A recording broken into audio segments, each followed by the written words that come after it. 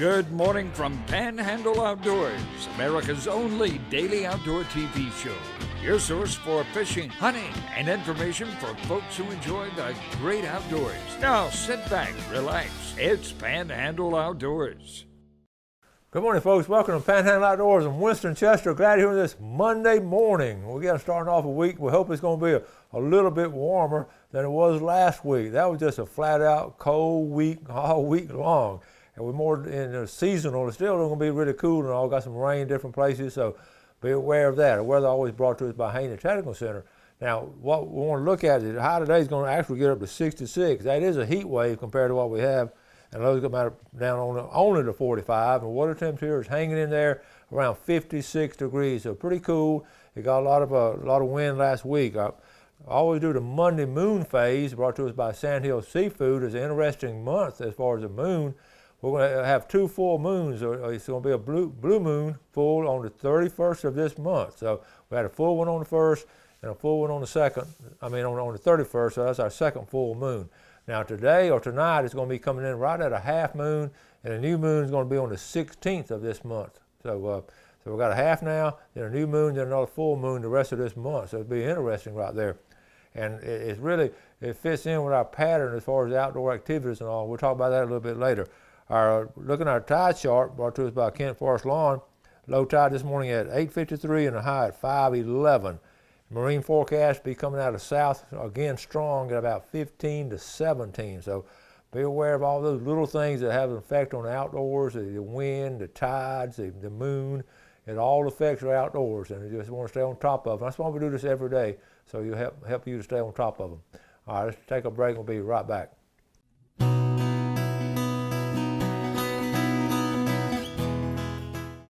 All right, welcome back. Glad it was on Monday morning. We're going to talk about something. I got tickled last night putting the show together. We're going to talk about something we really never talked about on the show before, and it's something really simple, and I know all of you thought about it. A lot of times we try to keep ourselves warm and all. Like the week we had this past week is what stimulated this thought. And we always stay warm, got the heater on, the fireplace on, and plenty of clothes and all. But what do animals do in all this hardcore cold weather? Have you ever given it much thought? I always have my favorite story about animals in really cold weather, and it always happened in February. Dad told me the same story every year. I'll pass it on to you. They lived out in the old cracker kind of home back in West Gaston, a long way from paved roads and all. And a lot of the settlers did, and Granddad had built that place. And Dad remembered, again, this would be in the 30s, in the early 30s and all. He remembered living out there, and like I said last week when I built the fire, he would always, he was the youngest son, and he was in charge of lighting the fire in the morning and warm up the house before everybody else got up. That was his duty as a young boy. But he remembered all the kids' rooms on one side of the hallway, like an old shotgun house, and Grandma and Granddad's place room was on the other side, and the fireplace was over in the middle in the living room, dining room combination. So Dad could always remember when it was really, really cold, the wild hogs, and especially a sow with some pigs, would get up under their house, before they built a wood picket fence finally. And he can remember those little pigs squealing at night, and he remembered his daddy always hollering across the hallway that one of the other pigs had pulling the cover off them, and that was just a joke they had growing up, that one pig pulling the cover off the other pig. So I always loved that story. I passed that on. It's a true story. So what animals do, a lot of different things. Some of them, of course, migrate. The ducks and all, they'll migrate, and of course the animals, up in the northern tundra, they all migrate. But here in the country and all, as far as the mainland, you have all kind of bird migration. And this year's migration, by the way, has not been that strong. We're going to talk about that a little bit later, and I'm just going by what I've seen personally. Also, they grow a thicker fur. That's why all the trappers in the Midwest and all, the trappers that made a living off trapping all the way through the Rocky Mountains, they always did it in the cold of the winter. And that's when the fur was thickest. That's when it brought the most money. I know you see Trader Joe and Trader John and all those with the grizzly bears and all the beard with ice in it and everything. That was because they were actually working those times. The trappers, and we still have trappers today that they get permits to trap and all, and this is their busy time on otter and mink and all that. they'll store food. I just wrote down some notes last night. They store food. Some of them will get in tunnels like a gopher hole. Rattlesnakes here locally, they'll get into gopher holes and they'll just stay warm. I'm talking about these really frigid weather we have in January and February. They also they'll actually become dormant. I won't necessarily say hibernate, because these bears around here, we got a lot of bears, and they don't necessarily hibernate. They'll be dormant for a while in really cold weather, but when it warms up a little bit, they're going to jump up and go get a little bit of food and go back to dormancy. So they'll do that. Turtles will do that. Turtles don't move around much in the winter time. The birds, they'll fluff up and all. They'll puff out and everything, get cover there. Then also we got the tree cavities. Squirrels, they get in these tree cavities. Talking about the gopher holes, we all know about the groundhog story, and they'll do those kind of things, but they'll all stay warm. They have this self-preservation about them. And the squirrels, they'll get out in the tree, but I've noticed mine, and mine don't, I call them my squirrels. They aggravate me because they get my bird feeder, but they're in and out here all summer. But in the wintertime, they'll slow down, but they'll still, when the sun comes up in the afternoon, about 2 or 3 o'clock when it warms up, they're trying to eat all that bird feed. So they'll get out too. I got also they'll hunker down. If you notice, they'll get down close to the ground. They'll get close to the something warm like pine needles and all. So the animals, they all take care of themselves. So be aware of that. Don't worry about what's going on. And speaking of what's going on, we're right in the middle of the rut, and in this area, the next 2 weeks, especially the areas I hunt up here in Calhoun and Jackson County. There's some really nice bucks walking around right now. I wrote down notes on some tips on hunting the rut. I do this every year, but sometimes these tips are what I've gathered myself in hunting the rut. You always look for the scrape. Okay, the scrape I've showed you on a video before. Fresh scrapes where they pawed up under some kind of overhanging limb. I mean, I love just going out looking for those, and those are fun. And so then you find your trails, and you can see the trail where they walk down this way or walk down that way, and they're making the scrapes. Now here's the big deal. How are you going to hunt that trail? How are you going to hunt that scrape? First of all, you're not going to get right on top of it. You're going to get away from it.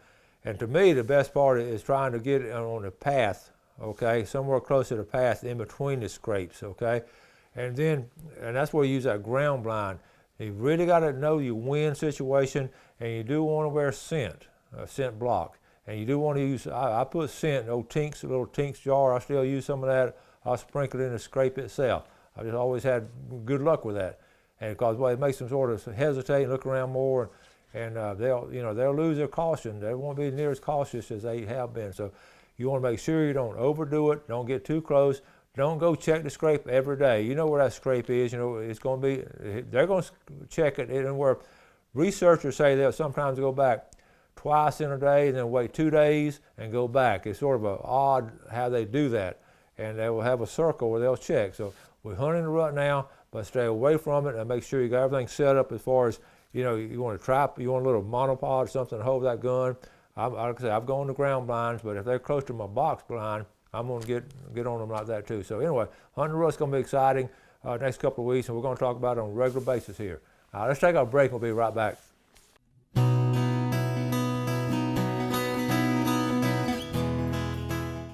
All right, welcome back. Let's finish up on the rut. I was taking my notes during the commercial. One thing I forgot to mention or left out, the researchers say, talking about bucks and all getting out of their home range, researchers say anywhere from roughly 20 to 30% of bucks will go way off from their home range. They've researched it pretty well now. It's a lot easier to do the research now with bucks and all, with monitors and radio transmitters and all, checking them. So the statistics anywhere 20 to 30%. So a lot of times, you'll be hunting and stand all of a sudden, where'd that buck come from? It's not on my camera, and that's when that 20 to 30% coming around. So be aware of that. And and like I say, don't be too what I call busy. Don't be going in and out all the time, because they're very aware of what's going on.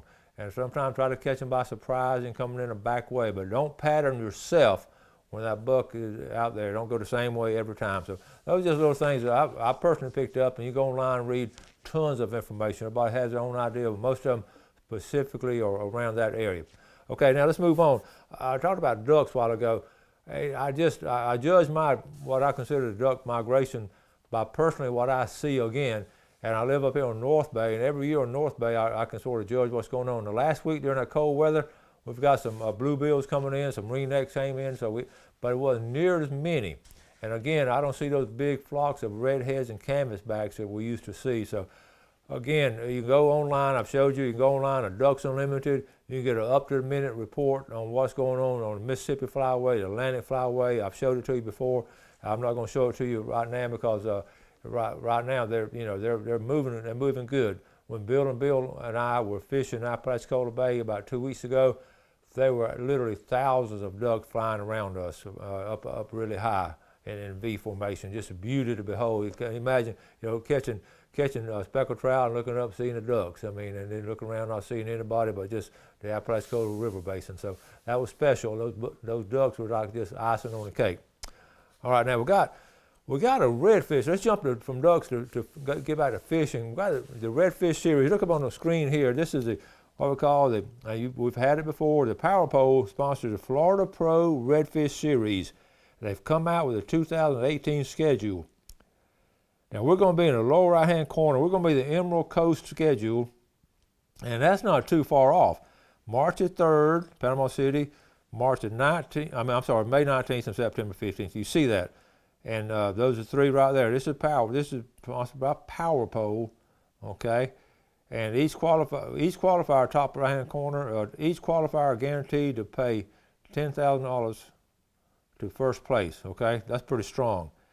And then the championship, look at that. The championship is going to be November 9th and 10th. I'm going to put it on my calendar here in Panama City.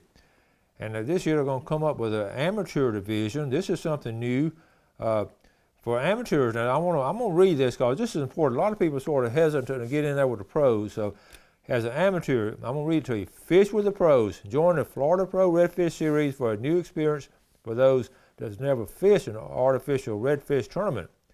This division allows you to get your feet wet before you step up to the professional level. The entry fee is $50 per team and an annual $40 membership. Each tournament has a 20-team cutoff. I like that. This series followed the same as a professional division, including the captain's meeting. So what you're going to do, the last sentence says, the amateur division will take off directly after the pro field and weigh in right before at 3 p.m. So that's good right there. Now this is interesting because I was looking on there, and this year in the Emerald Coast Division, this season, they're going to cut off the places you can fish. They're going to put a boundary, and I don't know if they haven't ever done it in this area. And what I mean by that, if you're going to fish out of Panama City, you're only going to be allowed to fish Bay County, Gulf County, or Walton County. They're not going to let you go to Apalachicola or over there to Navarre or Pensacola, those areas. And that's interesting because, and they're saying, the professional Redfish Series spokesperson is saying because what happened, they're just going by what the FWC biologists recommend to them. Now, I'm going to get Fred Myers to come on the show pretty soon and talk about, the reasoning behind that and what's going on, because to me, that's interesting. It's got good points and bad points. One of the good points, if you don't have that big motor and all and can't take off, run for 3 or 4 hours and run back, that levels the playing field. One of the bad points, if you do have that big motor and you want to go to Apalachicola Bay, where a lot of folks go, then you're not going to be able to do that. So it's going to be interesting, and I'm going to be, like I say, I don't anticipate anybody having a problem about it. What I want to know is what reason they're using for doing that. Some pro redfish series have been doing it off and on, so I just want you to be aware of that. Also, we're going to, this Saturday, over here at Sunjammers, if I can find it really quick. Let's see, I'm going to have to look for it real quick. They're having here it is, right here. Okay. Panama City Kayak Meet and Greet. It's going to be this Saturday, the 13th, from 11 a.m. to 2 p.m. And it's going to sort of get together and sort of meet and greet. Just to sit around and talk about kayak fishing and what's going on. There's going to be some good folks there. And it's going to be down at Sunjammers. And we'll give you more details later on in the week. And it's going to be from 11 a.m., like I say, to 2 p.m. 3 good hours. And I don't know, hopefully they have some of that food there. That looks pretty good, don't it? So anyway, anytime you have an announcement or something like that, send it to me. Like, we're talking about the Flathead Catfish Tournament. We'll try to announce those things. All these bass tournaments, we'll be glad to spread the word. We've had, we've covered all kind of freshwater fishing on here. We've covered those saltwater tournaments, Sea Quarters Marina. We've covered that tournament. So all these things just part of the, what we call the pride of the Panhandle as far as outdoor stuff. So be glad to talk about them. Sometimes we'll have a chance if you want to come on the show and talk about like some of our guests have in this past year. So we'll be glad to help spread the word and spread the good news. All right, let's take our final break and we'll be right back. All right, welcome back. As always, I say this over and over again. I'm glad you're with us this morning. I do mean that. We're glad to be here, and glad a lot of y'all getting ready to go to work, go to school, and do various things. Some of y'all going to just sit around and finish that coffee. But nevertheless, we're just glad to have all of you. Our fishing game time today, always brought to us by Blue Water Outriggers. We're looking at this morning 5:25 to 7:25. Now you can still jump on the tail end of that one. And this evening 5:48 to 7:48.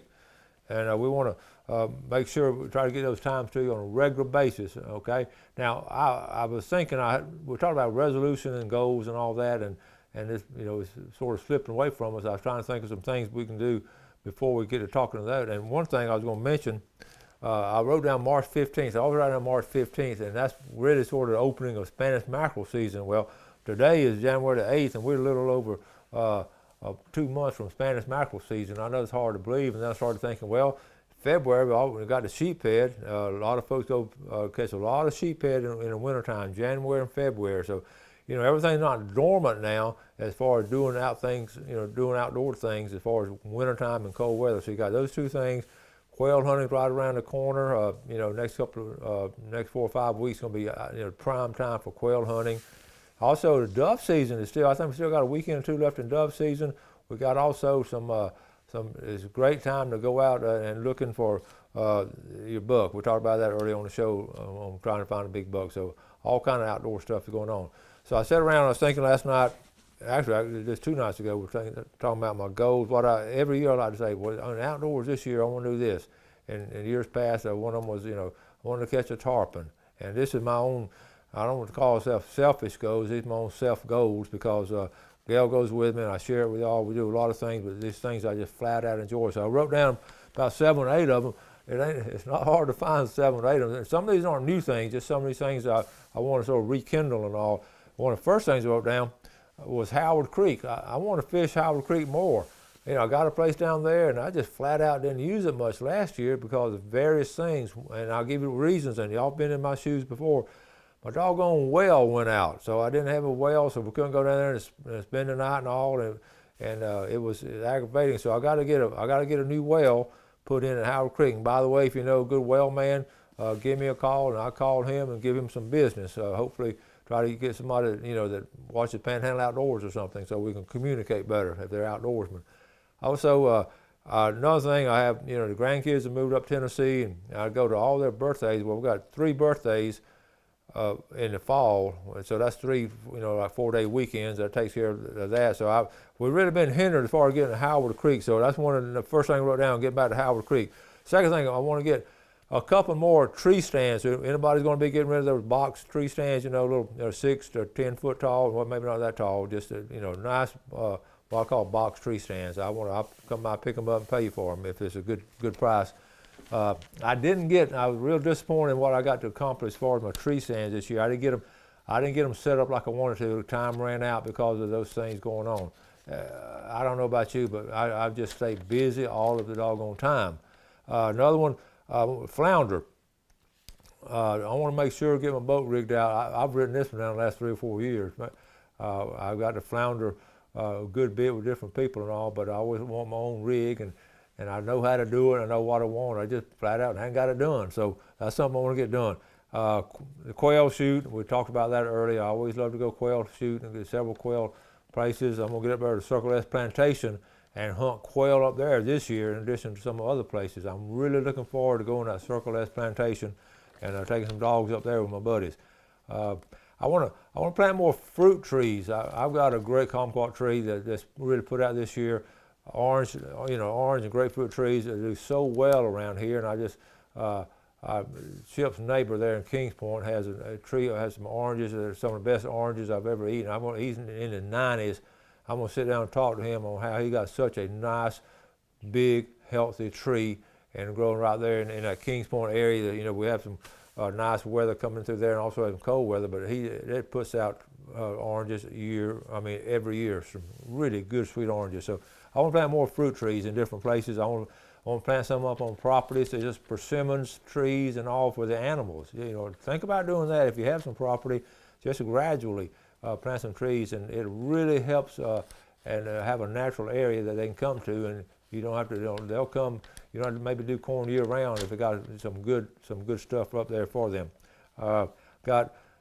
Going back to St. George Island, I got to get back to fishing St. George Island, especially in June with my cousins and all. That's just a fun fishing on the backside of St. George Island. I definitely, the last 2 summers, the last 2 Junes, when they come up, come up for 2 weeks, and we just had a schedule conflict, but I'm going to really put that on my calendar and try to reschedule things around it. It's just, y'all know what I'm talking about when your calendar fills up. Another one wrote down, I am going to do this. I'm going to flat out do a lot more kayak fishing. I love kayak fishing. It is just enjoyable. And I can do it right here out of the front yard sometime up here in North Bay and, get out of the wind and all, but, put in at the creeks. And if you haven't tried kayak fishing, give it a try. And it's real simple. It brings you back to the simplicity of just, going out like in a canoe or a small boat. The kayak is the same way as that. You're just getting out there and you're just, being close to nature and doing that. So I got that one. Then also got a couple more. I'm going to fish Saul's Creek and Teologia Creek more. That's 2 creeks I want to get back to, Saul's Creek and Teologia Creek. Saul's Creek is down there around Howard's Creek, and we all know where Teologia Creek is because I talk about it all the time.